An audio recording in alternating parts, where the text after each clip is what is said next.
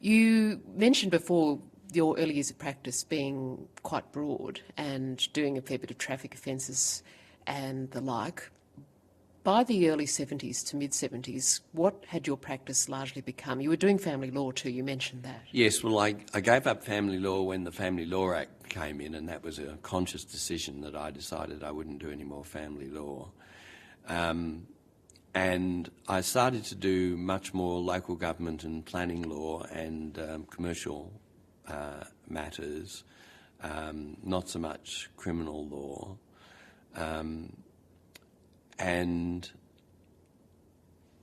although I did do the Emmanuel trial in Papua New Guinea in 1970, it's coming up for its 40th anniversary, so 1972, and that was an extraordinary event. Can you talk about that a bit more? Because I know that was a very important trial for later work that you did. Well, I was up there for 6 months as junior to Trevor Martin, appearing for the leading accused person.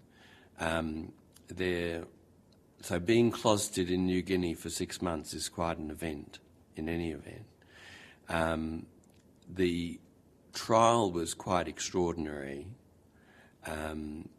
There were multiple accused, and therefore there were multiple counsel, mostly from Sydney but also a few from Brisbane.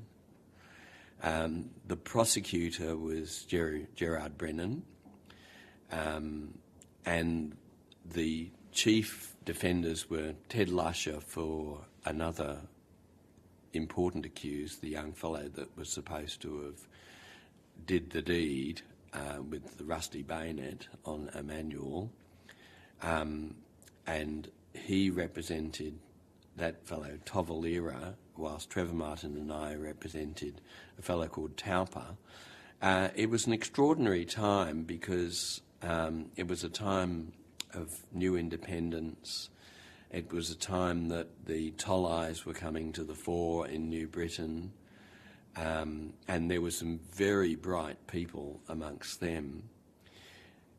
And it was all happening. It was really a very exciting time. And I think in Townsville in July or August we're having a 40th anniversary get-together of all the council who are involved who are still alive. So I'm looking forward to that.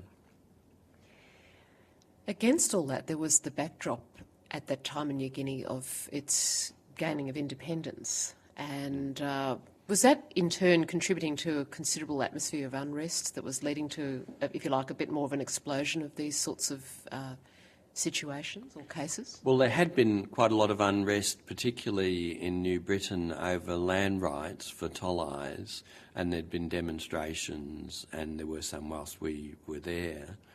And there was also a sort of backlash from some Europeans, including Australians, who were quite racist, openly racist in their views about Papua New Guineans being able to run their own country. So it was quite a tense time as well as being exciting. What did you mostly learn or absorb from that case and its outcome? I've never actually thought that through deeply, but it certainly was an insight into newly developing countries and how English or Australian legal systems can be applied to them. It wasn't wholly successful, and in some respects the locals had some advantages. For example, the local dialect was Kuanua of the Tolais, who also spoke Pidgin English, which was more or less the official language, and the more educated of them spoke English too. But the court insisted on having interpretation of all of the evidence. So you wouldn't have one interpreter, you'd have two interpreters. So cross-examination was a farce and almost beyond belief, because somebody would get up and ask a flashing question in cross-examination, which was then translated into Pidgin English, which was then translated into Kuanua. The answer was given, which was then translated into Pidgin English, which was then translated into English. And by the time that question was answered, people had forgotten what the question was anyway. So it wasn't a great success. And I have no doubt that our client, William Tauper, understood perfectly in each of the three languages what was being said and what was going on. I don't know very much Pidgin English, but I did learn one expression, he talk plurry plurry. Did anyone say he talk plurry plurry to you? No, but there are some very quaint Pidgin English expressions that that I remember. Helicopter was egg beater belong Jesus Christ.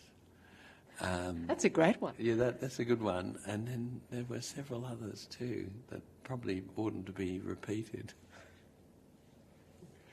So following that case, and now we're talking the late 70s, you were to take silk in, I believe, 1979. I think so, and it created a little bit of controversy at the time because I actually wasn't practising at the bar at that time. I just started as president of the Anti-Discrimination Board, and Frank Walker was the Attorney General, and besides appointing the bar list, he appointed me and Greg Woods from the Criminology Department of the Sydney University Law School as QCs.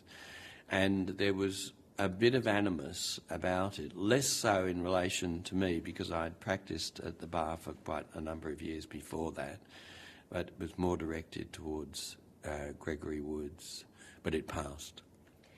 Am I right? I get the impression that Frank Walker was a bit of a maverick. He also appointed Mary Gaudron to be the first woman Solicitor General. That's right. And I interviewed her and she said, well, she was by no means the first choice for that position, but because of negotiations that were going on at the bar at the time and people standing on their high horse apparently about what they would and wouldn't do as Solicitor General, in due course, she was offered that position and she took it, and which she said was a fantastic opportunity as far as she was concerned because she got to do a lot of things that other people wouldn't really have bothered themselves with. So I come back to my question, was Frank Walker a bit of a maverick Attorney General in those days?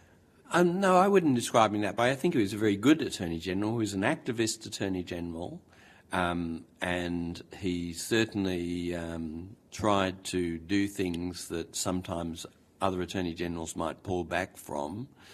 But I think on the whole he was a very good attorney. When you took silk, had you applied many times? No, I hadn't applied at all. So that was pretty good to get it the first time round, wasn't it? I think so. I do keep hearing these stories about people who apply and apply and apply and they don't, and there's a lot of grumbling about the system of taking silk. Yes. Well, I think it's come under quite a lot of reform recently, and it's probably a lot better today than it was 5 or 10 years ago. How is it better?